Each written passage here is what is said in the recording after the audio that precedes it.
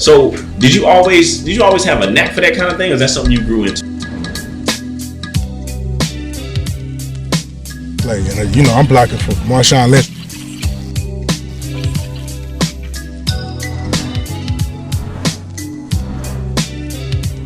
Well, I wouldn't say a knack, but I did. Like, I kind of caught interest in it when I was at Bake Home.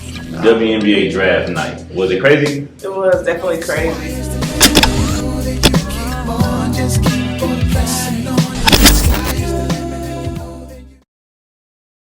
Okay, so this is my first time seeing and meeting you. Yes. Thank you for hosting us here in your humble abode right here. Thank you. Absolutely. All right.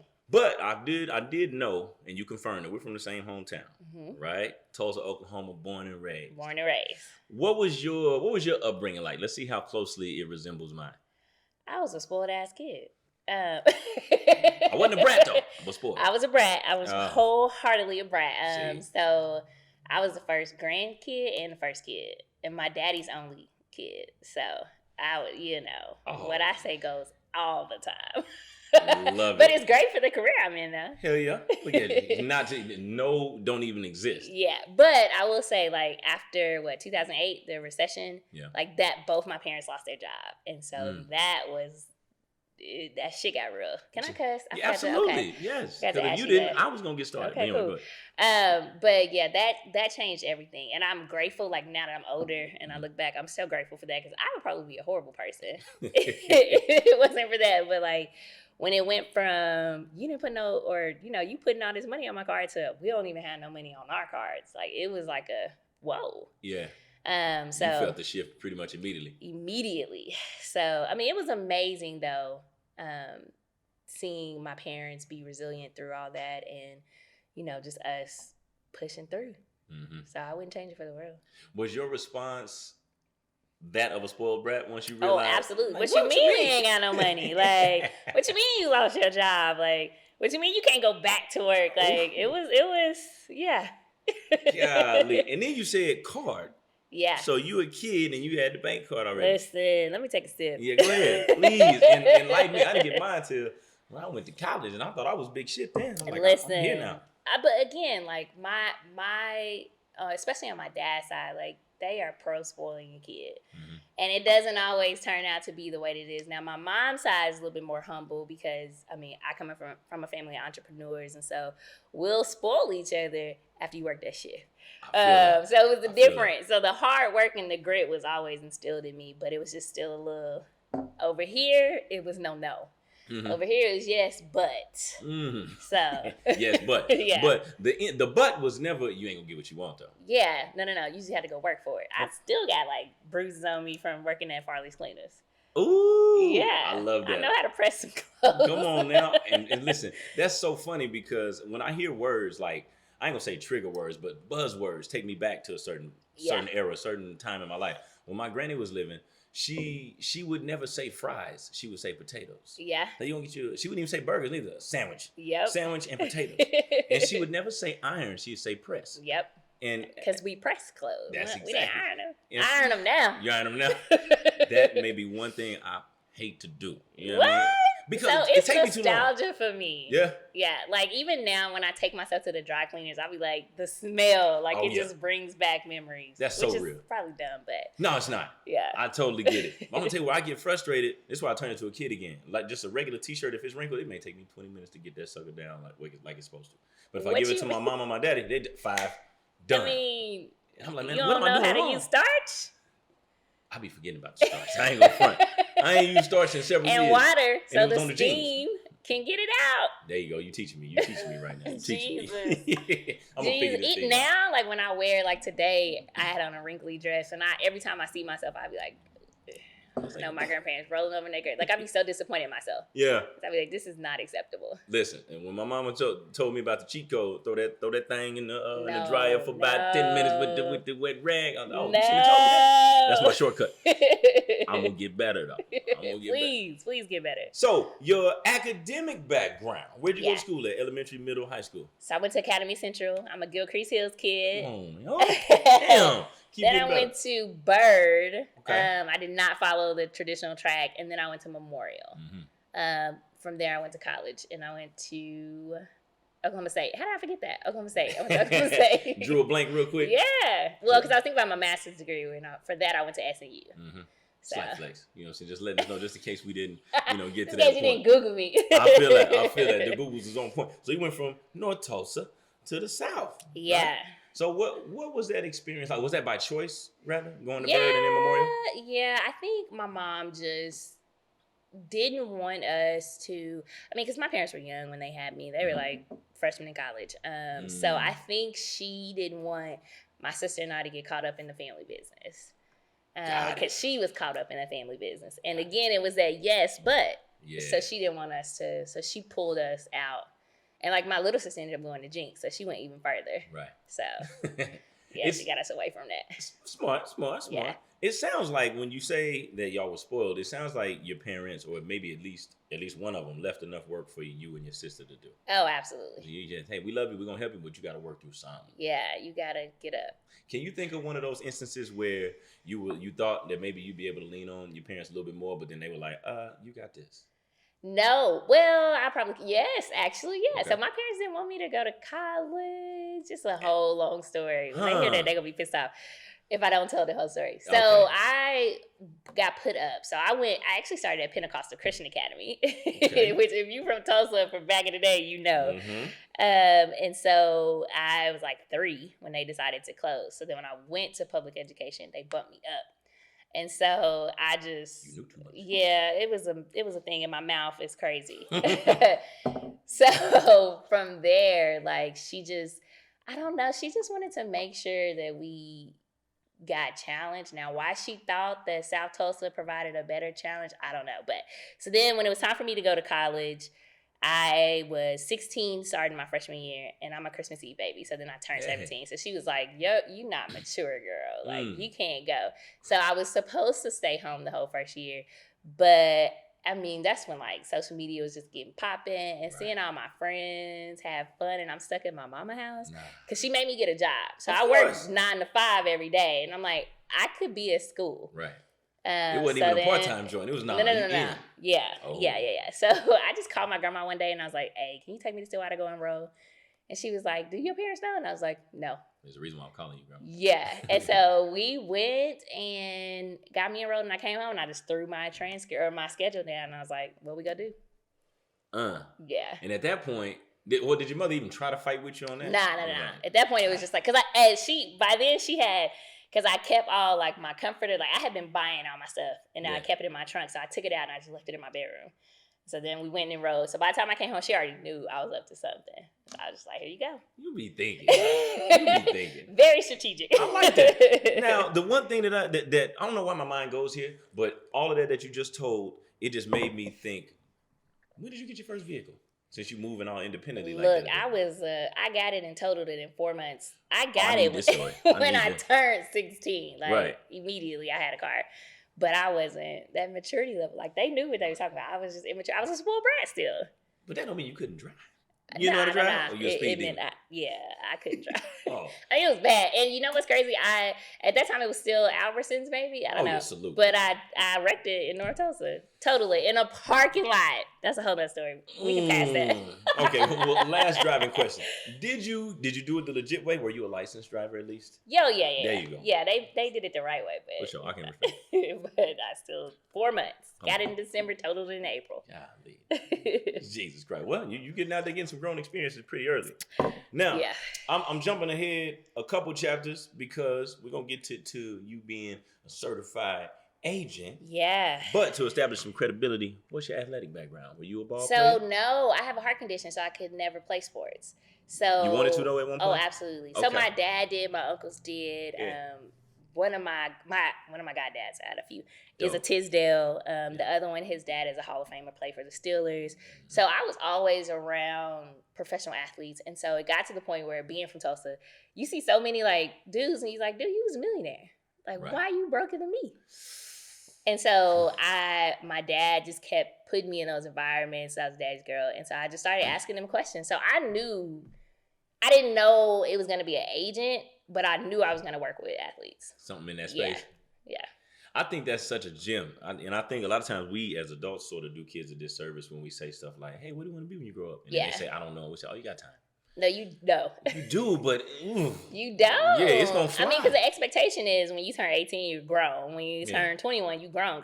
So for me, when I turned 21, I was like about to graduate college. Yeah. And I already knew, but at that time I had already worked for the Thunder for like 4 years. So you were on track early. Oh yeah. That's a gem though. When I make my mind up, I do it. I mean, I opened this in like 4 months. I was like, I'm gonna open a coffee shop, and then I did it. Was broke. Yeah, but that's the type of broke you'd rather be, right? Yeah. But check this out, because you just saying that when you set your mind to something, it's gonna get done. Yeah. And it reminds me a lot of my brother who's younger than me, but he's sharper than me. But one thing he always had a hard time doing is deviating from his plan. Now he didn't necessarily change the destination, but if the route had to change at any point, he would change it begrudgingly. He didn't necessarily like to change plans. Okay. To that, how would you compare yourself to that? Are you similar? No, I'll take a pivot if I need to. Okay. If I can still achieve the same outcome, I'll pivot. Okay. Because a lot of times I feel like you can get in your own way. If you say like, this is what I want, and that's your end all be all, then it might take you 10 years when it could have took you 1. So if somebody got better advice for me, I'm gonna listen every time. Okay. Yeah. I like that. Grown beyond your years already. All right. Listen. So, coming out of college, right? After you done graduated with your undergraduate degree, which was in? Sports management and marketing. I had a double. Double. I like that. The very next thing, right? Your first adult job was? So I worked for the Thunder, but I started working for the Thunder my sophomore year in college. Okay, I'm with it. So I was still working with them. So I was an events coordinator. So I did like player appearances, game nights, all of the like holiday, I don't even remember what they're called now, but all the holiday events.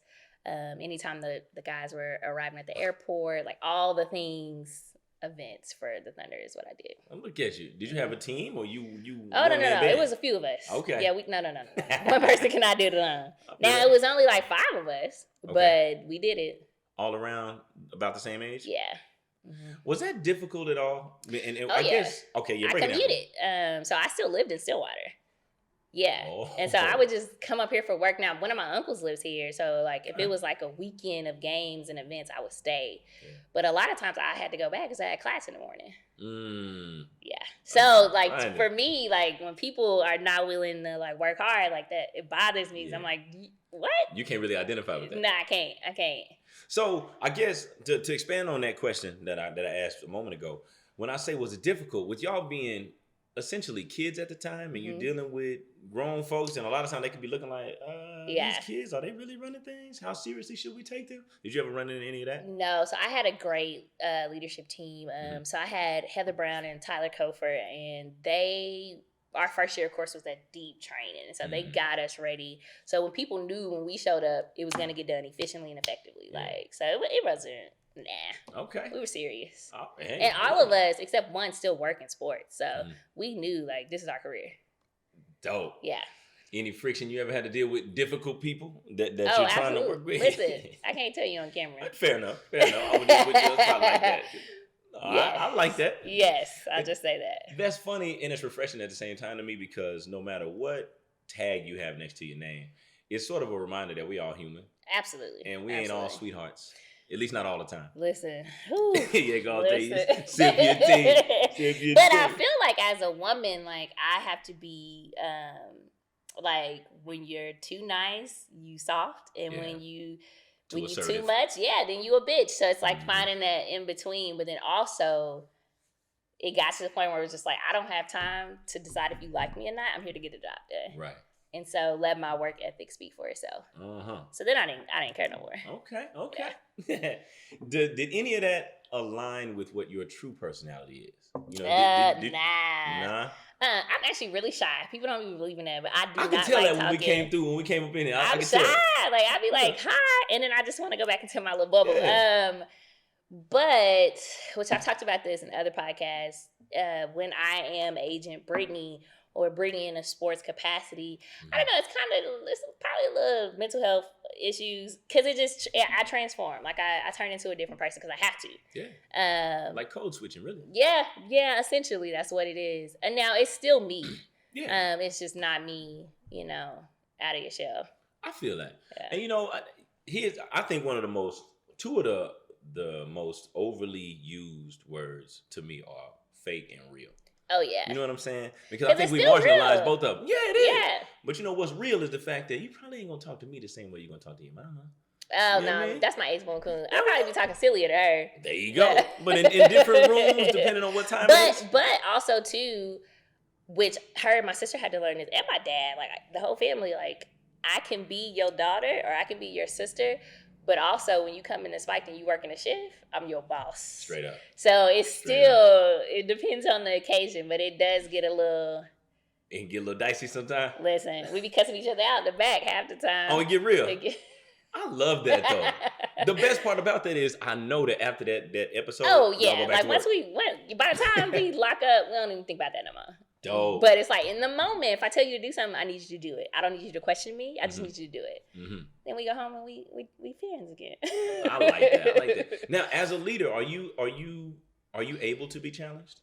Oh yeah. Okay. I actually prefer to be challenged. Like don't like Not on every damn thing though. No, some stuff you need to be challenged on because I feel like we get so caught up in ourselves. Mm-hmm. That, especially for me, because I'm like, let's just get it done. Right. But sometimes I do need to take a step back. So like with Spiked, when I have my monthly meetings with my staff, like I let them tell me. Now I base it off the numbers, but I let them tell me like what we need to do because I don't know everything, and I'm not here all the time. So if you see something that's a little bit more efficient, then let me know. And to me, that's not a challenge. That's just feedback. I like that. Yeah. Now, I'm pretty sure I know the answer to this question, but I'm not 100% sure, so I'm going to ask it anyway. Okay. Which baby came first?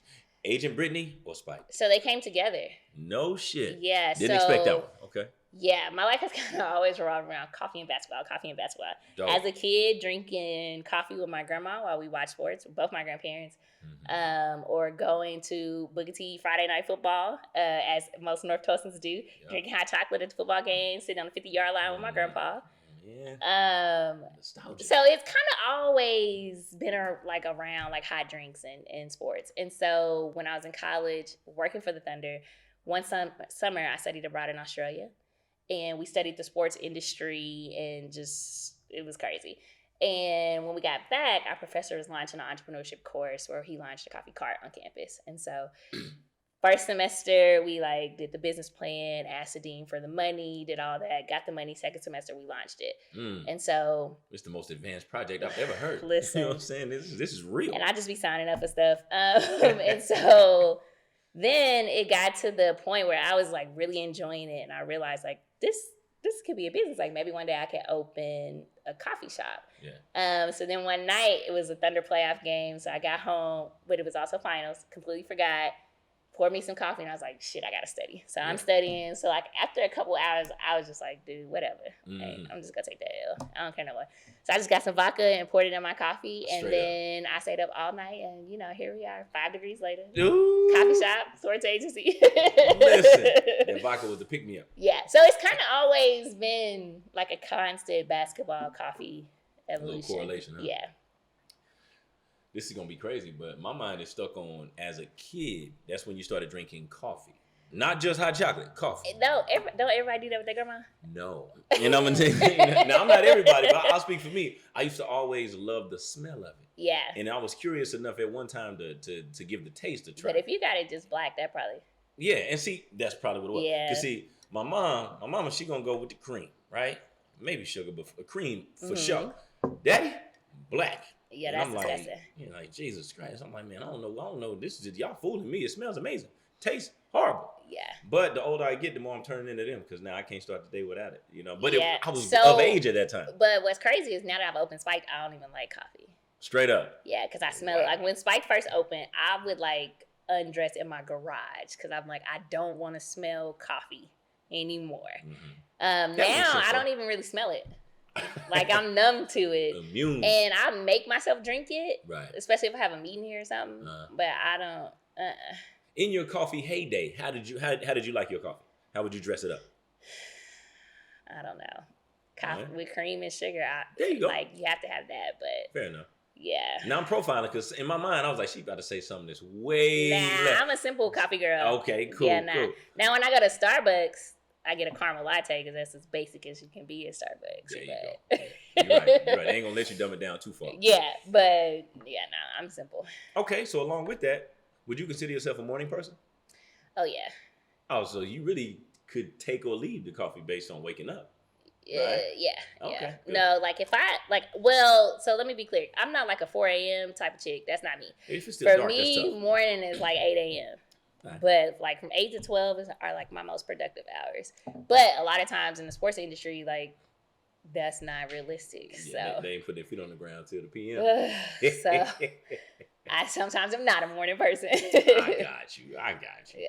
So when you basically tied together both careers, I'd say, was there any hesitation that went into making this decision?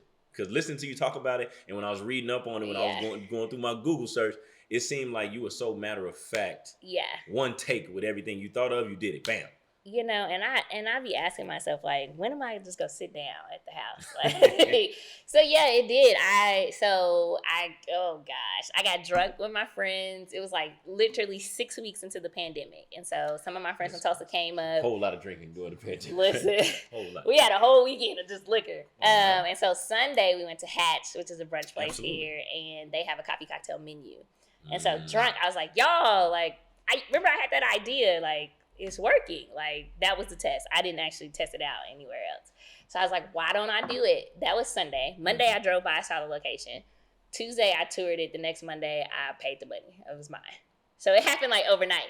Now, at that point, I still had time to walk away, and I tried. But it was like every time I walked away, God blessed me with something. So like at one point, I got like a grant for like $65,000. The next time, I got like a steal on my loan, like it was capped at 4%.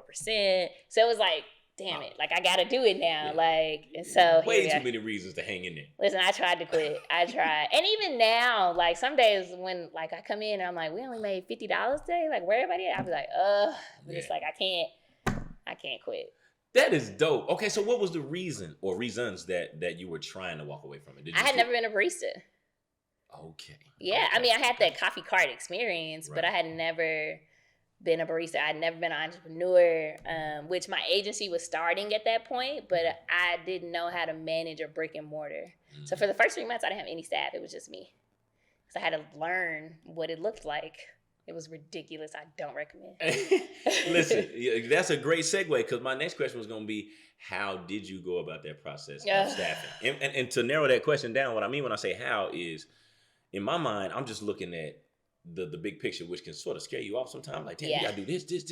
Listen. How do you determine how many staff members you need and blah, blah. So right now we are actually down staff. It is so hard to just get quality people though. Yeah. And with us being on the east side of Oklahoma City, which is equivalent to North Tulsa, like you see some crazy stuff. Hello. So I had to get people who were okay with being in those environments. Right.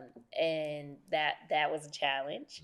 Still a challenge sometimes. But honestly, everybody that I've hired just walked in. Straight up. Yeah. So like behind every layer of paint is like a Bible verse. Because I was like, Lord, if you want me to do this, like it's yours. Like you have to guide me through this process because I don't know what I'm doing. And so honestly, they just walked in every time. So I've put out like now hiring, and hated everybody that applied. But when they just walk in, I'm like, you're right. And they've worked out perfect. Yeah. Okay. Now, when you say you hated everybody that applied, was that based on? It's probably harsh. Not really, because hate is in context. But I didn't like their work history. I can't say that. So this is them on paper. Yeah. Okay. But I didn't like them on paper. Let's say that. Cool. Face to face. Or like a lot of times, like if I did find somebody I liked, I would schedule an interview and they wouldn't even show up. Like one day we had interviews scheduled. Me and my interns had interviews scheduled from like 8 to 5. Nobody showed up. So like 2 o'clock, I was like, I don't even care no more. Let's go.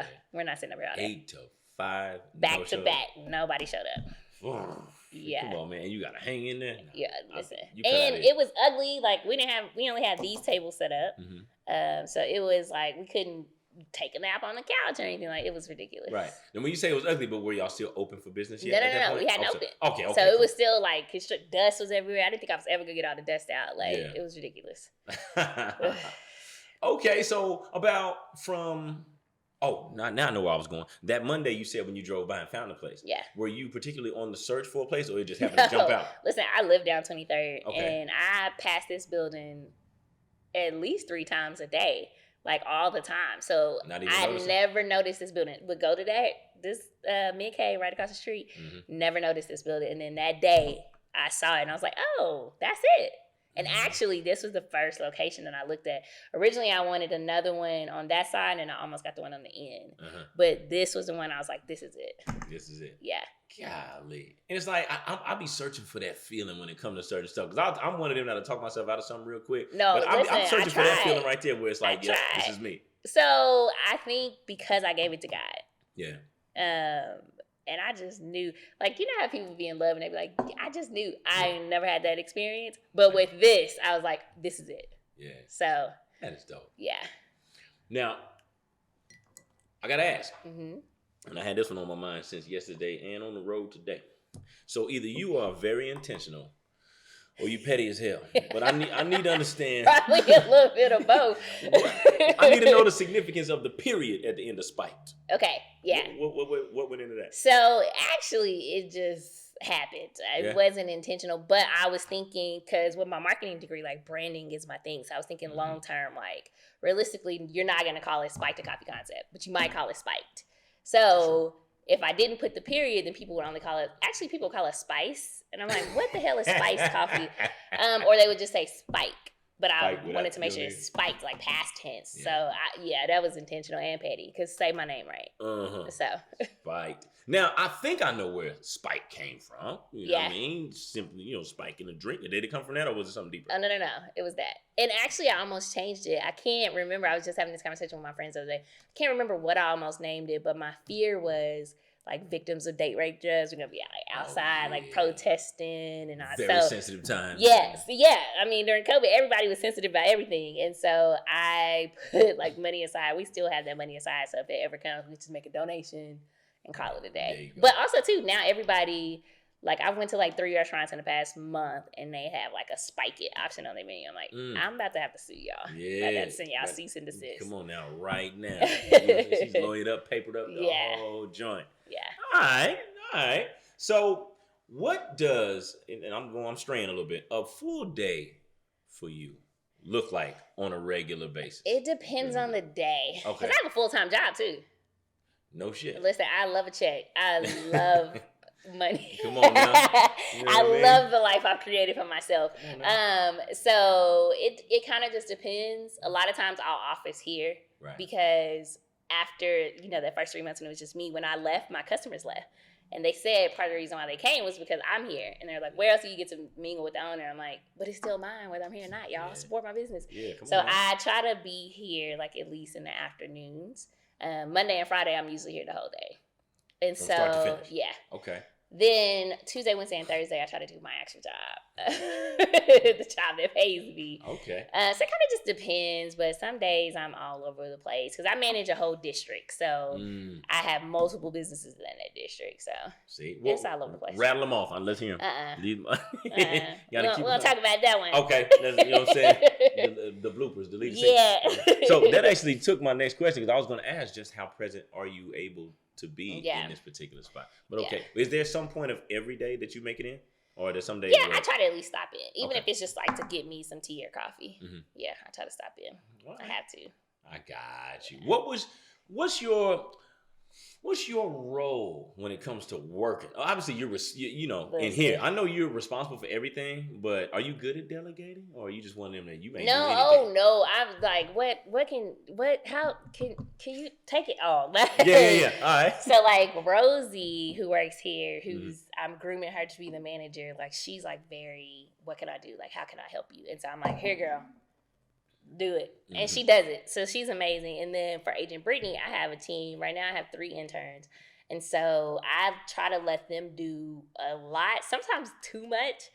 1, because I want them to have real experience. But 2, because, if you work for an agent, you should get those perks. I feel like, I don't know, maybe it's just me. But I let them do a lot of the front conversations. Or if like there's a player interested, they'll go talk to him first. If it goes well, then I'll step in. So. How are you able to determine what's too much? that you're allowing them to do? You know what I'm saying?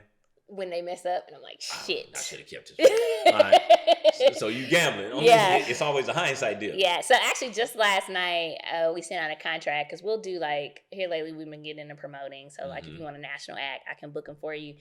And one of my interns, his quote was a little expensive. Now, I understood why. Like, he's like, well, this is the insurance policy we got to get. And I'm like, that makes sense. But then I had to step in and be like, hey, we can do it for half of that. Yeah. You just got to sign this. You're not going to sue us paper. Right. And then we'll be good to go. I had to negotiate a little bit? Yeah, just a little bit. I like it. So, I want you, because now we going there. Agent talk now. Yeah. Agent Brittani. So, if I misspeak, please correct me. Oh, I will. You are... First female. Yes. First. Listen, black. and Tulsa, yeah. you know, I love my hometown, but Tulsa don't be rocking with me for real. I got really? so much like heat when I said that. They was like, you forgot about Nikki. I'm like, y'all know NFL, NBA is 2 different sports. 2 different entities. And I live in Oklahoma. Like, she's big time now. She don't live here. But so yes, I am the first woman. I'm the first just NBA agent based out of Oklahoma. Yeah. So I'm not sure if that was ever present in your mind when you were thinking about your goals. Okay, absolutely not. I'm glad you said no. Do you accept that pressure, or is it something like I don't necessarily want to live up to that? No. It is definitely a pressure because being the first, being the first black woman, like I can't mess it up for the next black woman that wants to do, or the next woman, or the next man, or the next anybody who wants to step into that role. So I am very selective on who I'll work with, who I'll meet with, because you're a representation of me.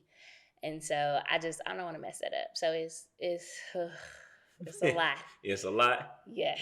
So I don't even know if interview process is the word, but if simply put, how you get on? I'm not gonna listen. Now I can give you an NDA. We can have this conversation, but I can't tell you. I feel it. I can't tell you my secrets, but I will say that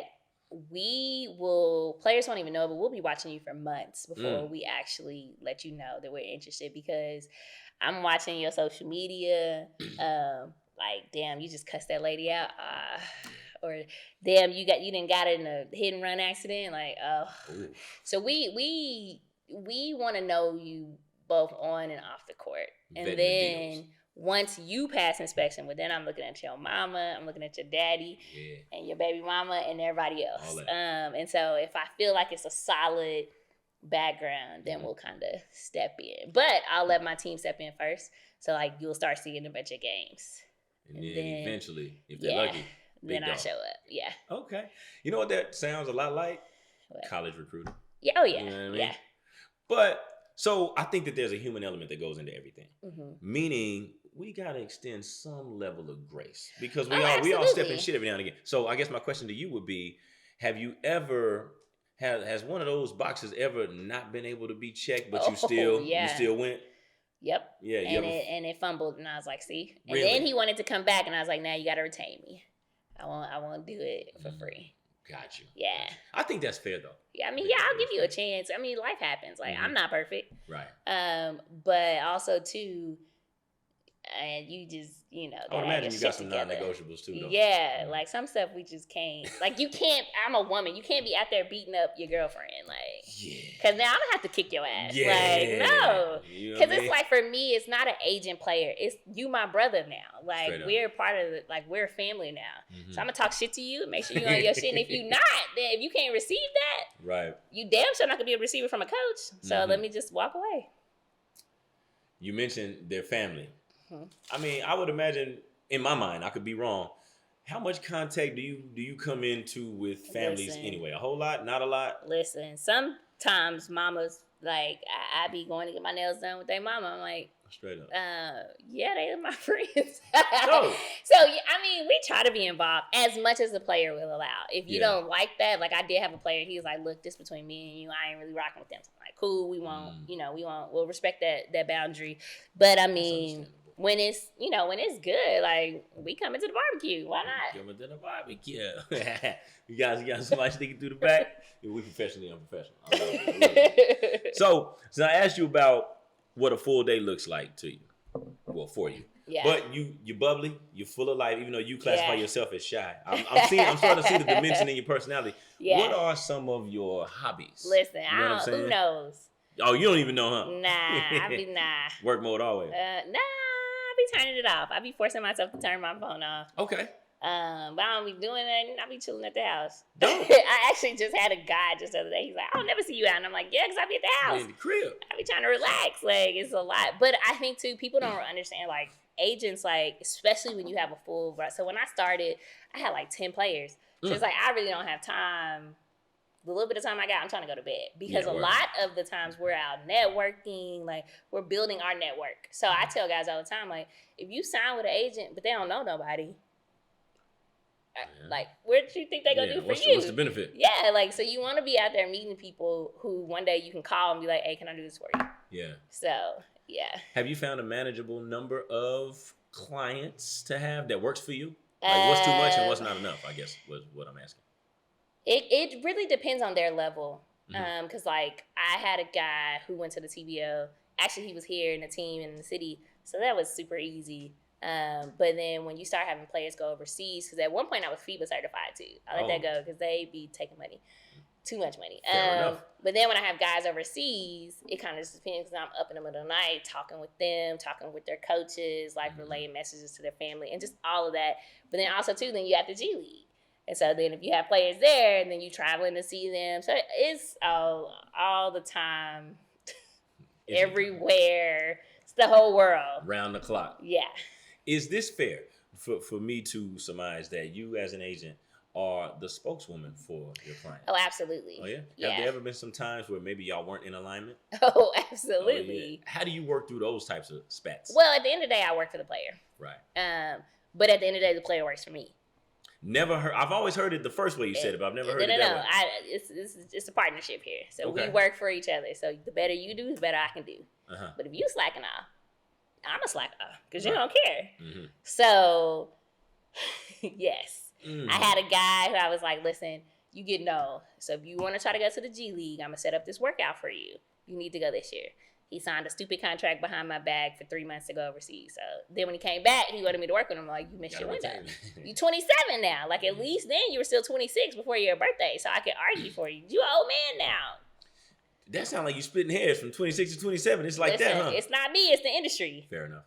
So The market. Which during COVID, it was like a interesting time because you were seeing a lot of older guys get called back up. Mm-hmm. But like now, they want you like 18. Like they want you young. Actually, the G League is now going to be called the Next Up or Next Generation League. Like it's not even. So like now they have a new executive director and they are targeting kids. So instead of like we just got a new CBA, so we didn't get rid of the one and done rule. I expected that to be at the top of the list, but whatever. But it's not because the G League. True. So now that the G League has leadership, this is what they want. Because if you get rid of that, that cuts out the G League. Yeah. So and the G League has a draft now, so why not build on that? Getting legit. Yeah, and they have the Ignite, so they want the kids. So it's like if you miss that window, you wasting my time and yours too. Like, go on and get a job. I mean, I love it, but that's real though. Yeah. Have you ever like where do you know how much is too much advice that you have to give an agent? In other words, what I mean is if some of them, let's say if he's younger than you or maybe he's not, he's just stubborn. Yeah. But you can see something that he can't see. And then although you work for him, you got to jump in like, hold on, Playboy, listen. Yeah. So, well, that's harder for me because I'm a chick. So I'll be like, you don't know. And I'm like, okay, cool. Okay, bet. I just let it play out. Go for it, champ. I'm just not going to waste my time. I'm going to tell you, if I had to tell you like 3 times, then you ain't listening. So moving on to the next. So but also that goes back into my recruitment process because if I trusted enough that you would listen to me then, I know you'll listen to me now. Right. And if I didn't, I wouldn't have signed you. Wow. So. Okay. So we're going to pivot back into the space we're in. Okay. Tell me about the influence of your grandfather. You know what I'm saying? I'm gonna read this off, make sure I'm not marginalizing. You know what I'm saying? All of his accolades. So he owned a dry cleaning business. Correct? Farley's Cleaners. Farley's Cleaners. For 56 For years. 56 years, he was the most successful businessman in Tulsa. Yeah, black. Black. Yeah. Really? The most successful black one. I was still holds that title too. Yeah. Salute. And it was the longest open black business. Yeah. I think Jones Funeral Home is about to catch up now. Okay. Yeah, okay. but I know that's got to make you super proud. Oh, listen. Well, proud and competitive Cause All I'm right, like, now you're trying to outdo him. absolutely. I was only 25 when Spike opened, so I'm like, Yeah. I got it. Like, I'm gonna beat you. Dope. Okay, did you get to know your grandparents on both sides of your family? So actually, he was my great grandfather. So on my dad's side, no, but on my mom's side, yeah.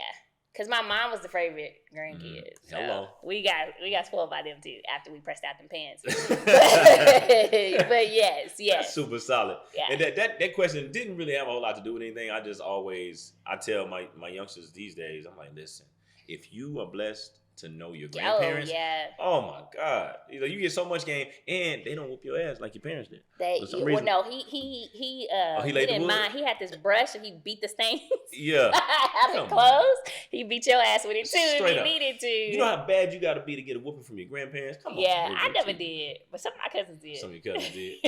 I like that. Yeah. So, how are you able to remain the same you when you know that in the minds of people who don't really understand everything, they're gonna think that you are up there now. Oh, she rich. Listen, and I be telling people all the time, like, you do realize I'm a bum in real life. Like, most of the time I look a fool. The other day I was in Tulsa and my mom was like, Brittani, I'm worried about you. And I'm like, look, I'm gonna do my hair. Just give me a few minutes. Like, you guys want to look like a bum today. So you knew what she meant immediately. I knew I looked a fool. Come on, man. I knew it, but I didn't care. So like me in real life, I'm like, you still a person. Yeah, like I mean, I can go out and I can continue being the first or being the only, but that's not gonna change me. Mm-hmm. Like I'm still me. Right. I still got wants and needs just like everybody else. Now my level of like living and things I enjoy hasn't like I can't. You're not gonna find me in retro in Tulsa no more, but you might see me at Lefties. Yeah. That's your heart. But it ain't, it's just some places I just won't, entertain. But that's, also out of safety from being a woman. But fair enough. You gotta do that. You gotta cover your bases. Man, this may sound crazy, but maybe not because we're from the same city. Yeah. Every now and again, I enjoy like some chicken from retro. No, I wouldn't go there. Whoa. She's cutting up. I do. Sometimes I be like, Mama, can you go get me? Oh, yeah. So you said some chicken from restaurant? I thought you said chick. I didn't hear the E-N on the end. Okay, cool. Some chicken. For sure. Yeah, I'll slide right through that back door, get that to go. All right, y'all know. You know what I mean? Yeah. But every now and again, I enjoy like just a little splash of some ratchetness. Yeah. To where your safety might be compromised. Just for about 11%. And then after that, I'm like, all right, let me get back civilized. So yes and no. Right. But because, especially in Oklahoma, I can do that in Tulsa. I can't do that here because people be knowing me and I'll be like, shit, I gotta go home. But I will, every now and then, I will entertain a little bit. Yeah. Or like, if I'm doing something with my players and I'll be like, I don't be living like this. Yeah. So yeah. Yes, like every now and then. It's like, oh, it's getting a little smoky over there. But it be I'm funny. not getting no closer. Because like my friends, they'll put something in a group chat and they'll be like, Brittani ain't coming there. I'm like, thank you for just understanding. You're not gonna catch my black ass there. But I hope y'all have fun. Like. Yeah, absolutely. I'm with you in spirit. Yeah. Is it safe to say that you feel more well known out here now versus back home? Yes, and I'll be like, yo, I'm from the town. Like, come on now. I'm, yeah. Yeah, it is. And actually through Spiked, I was able to really elevate myself. Now I'm involved in so many things that I never even thought like my black ass would be involved in, and people be loving me, and I'll be like, nigga, like relax. Yeah. But yes, absolutely. I don't have the connection here. I have connections with people who run $1 million, $1 billion. Like I've had lunch with David Green, the owner of Poppy Lobby. Mm-hmm. I didn't have that in Tulsa. Right. So I feel that. Yeah. I feel that. Another good segue. Because one thing you I didn't even say you've hinted on it. I've just been sort of piecing up the puzzle as you go. But one thing that I haven't heard you talk specifically about is your mentorship. Was there any? Who were some of your go-to people? So I can't say that I've just like I do now today. I have mentors, but I can't say that I did back in the day because what black women worked in sports.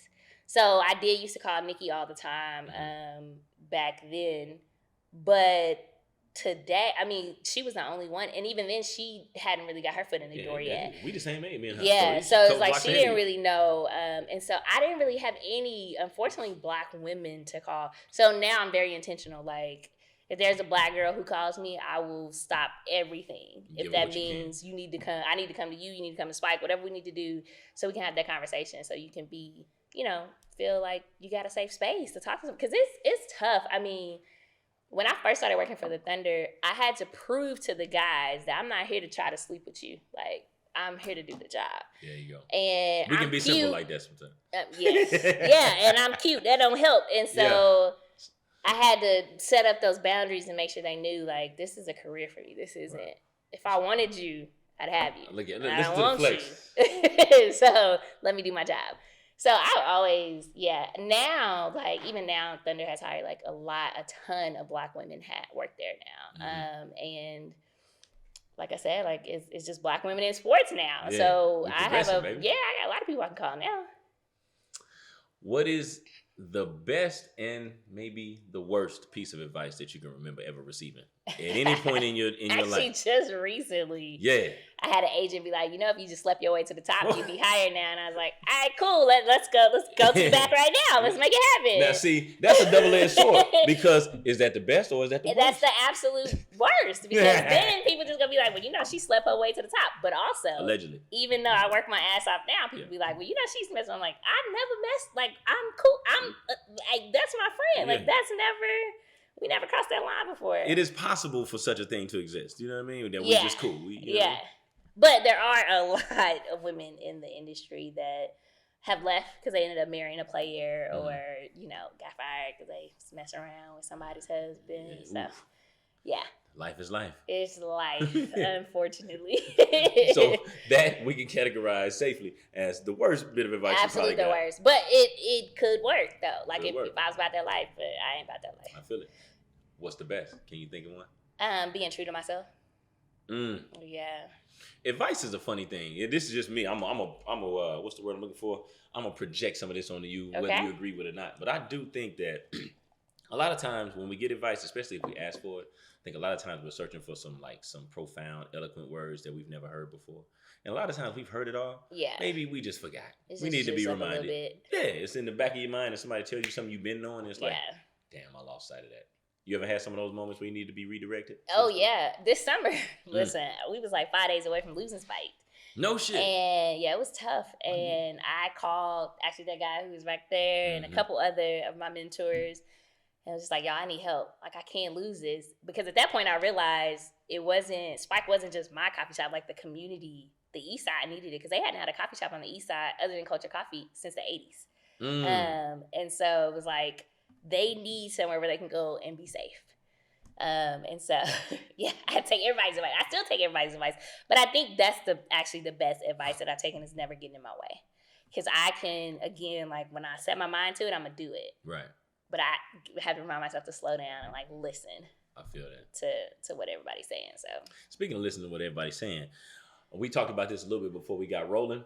A lot of times people tell you what they think you should do and what your life is supposed to look like, especially once you get to or past a certain age. So here you are, you're 28, no children. I don't know if you're single or not, but I'm going to assume that you're single. And you set your life up in such a way that some would consider to be non-traditional. Yeah. Do you ever get that pressure from people like, when you going to do this? Or when you going to do that? My grandma would ask me that before she say, how you doing?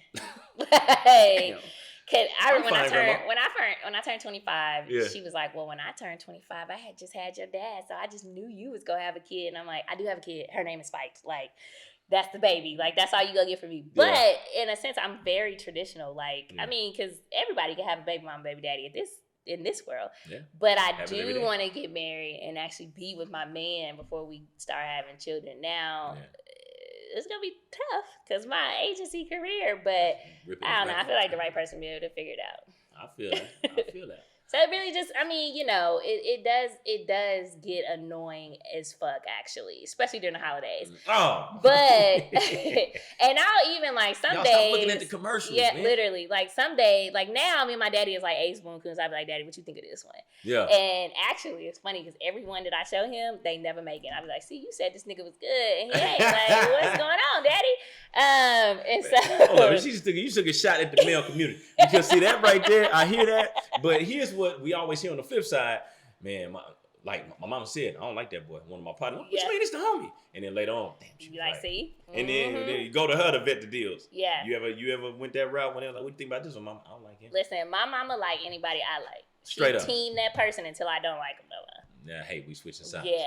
Just the other day, I was talking to her about a guy. She was like, well, on paper, y'all look great. On So, paper. like, do whatever you need to do to keep this one around. I'm like, that nigga need to keep me around, mama. Right, Like, right. relax. I feel it. So, yeah. That's dope. It sounds like you got a great support system. Oh, absolutely. And honestly, so I know one of your questions was about fear, but I don't ever have fear because my parents have created such a safe space so that even if I fail, like, I'm not afraid of that because they got my back no matter what. Like, it's such a...